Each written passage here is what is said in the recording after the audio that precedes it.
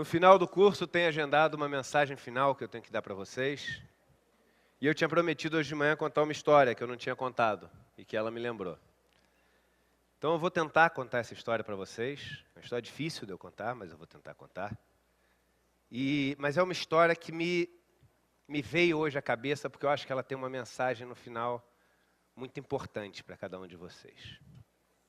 Quem já leu Encantadores de Vidas?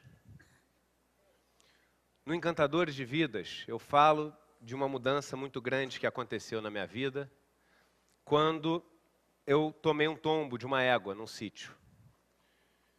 E esse tombo dessa égua me fez conhecer o Encantador de Cavalos, me fez depois conhecer o Nuno Cobra, me fez escrever um livro.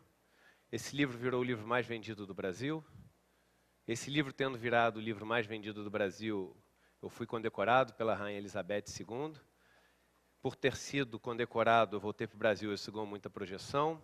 Eu comecei a dar muitas palestras, e essas palestras foram evoluindo até aqui. Só que, antes dessa égua ter começado esse processo, isso tudo começou por causa de um cachorro.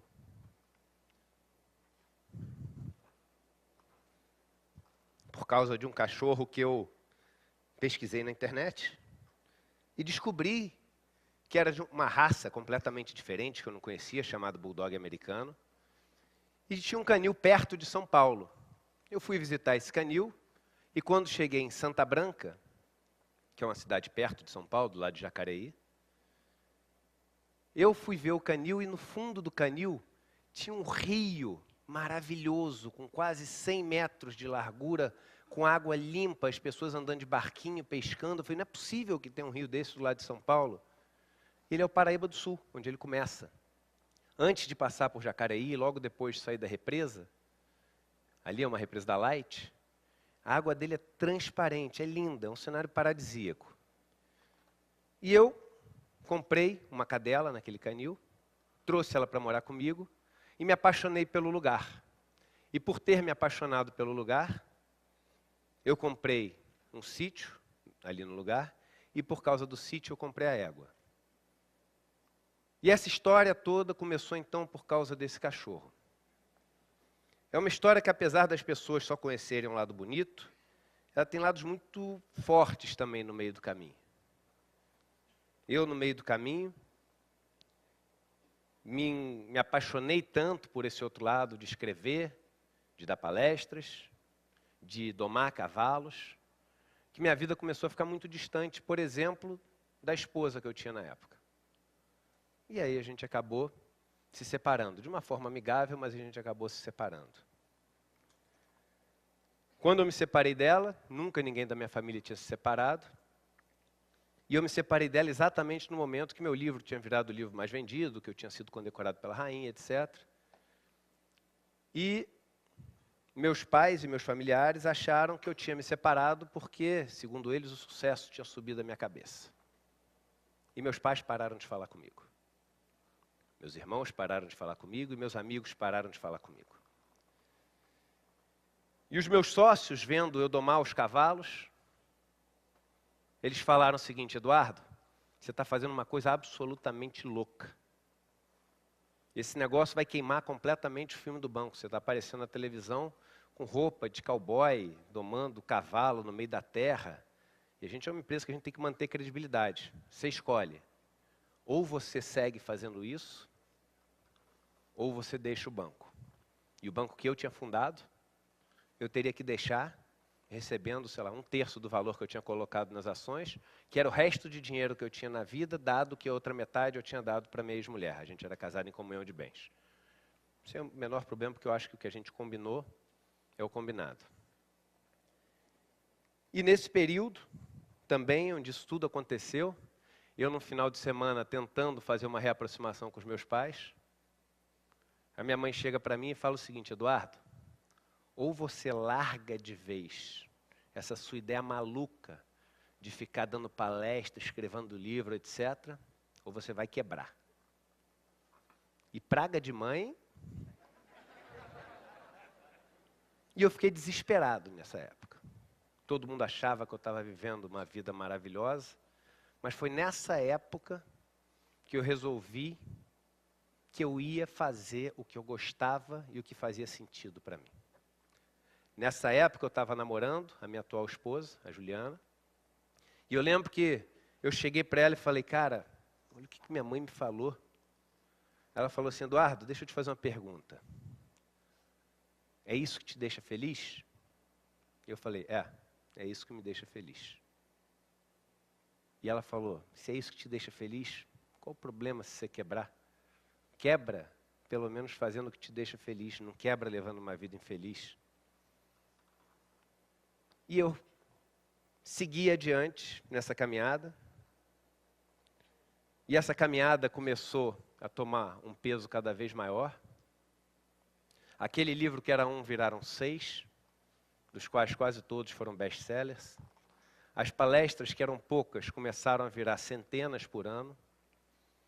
Elas começaram a ser remuneradas de um jeito como quase nenhum outro palestrante era remunerado no país. Os meus sócios começaram a receber ligações de vários presidentes de outras empresas, perguntando se podiam marcar uma reunião com a gente para poder conhecer aquele encantador de cavalos e autor dos livros. E decidiram que eu devia aproveitar todo esse know-how para poder levar o nome da nossa empresa para outros lugares. Eu me casei com essa namorada e tive uma filha linda. A minha ex-mulher se tornou minha melhor amiga. Investe o dinheiro todo dela na Genial.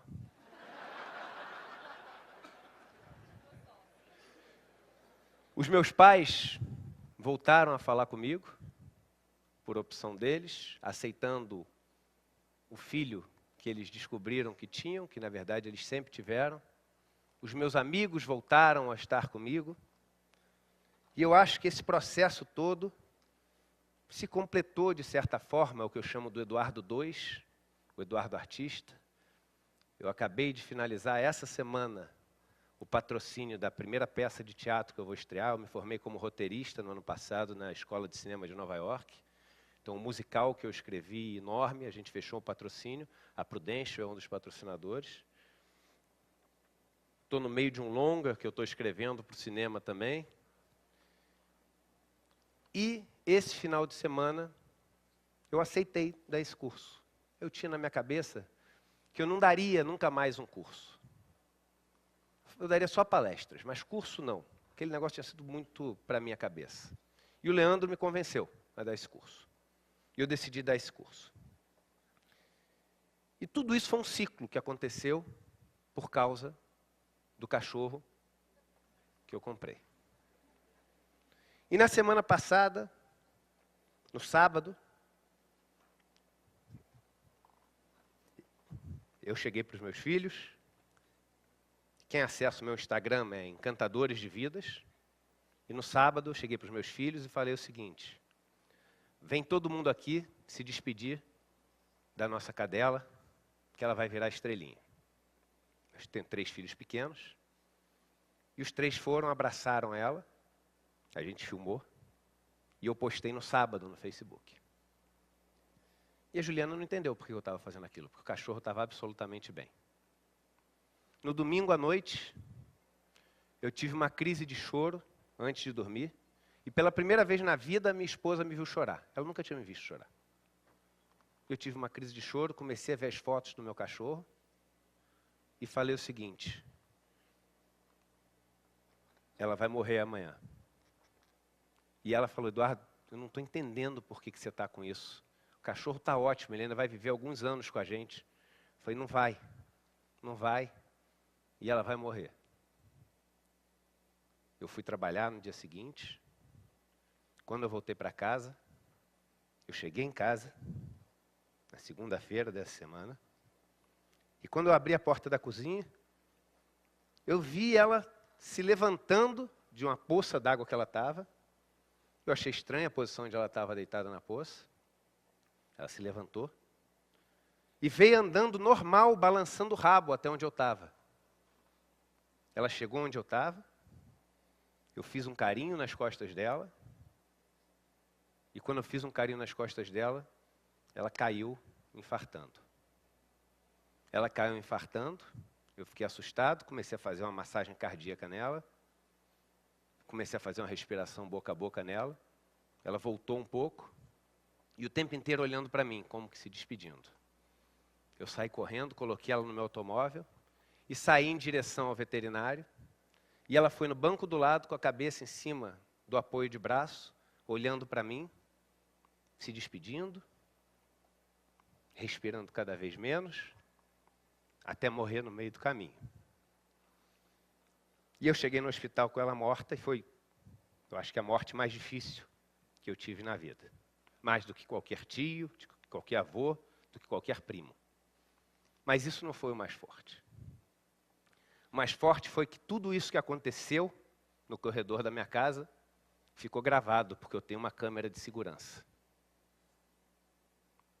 Era o único momento que eu estava sozinho com ela no fim de semana. Vocês imaginam que com essa vida complicada que eu tenho não tenho momento sozinho com ela. Mas era o único momento que eu estava sozinho.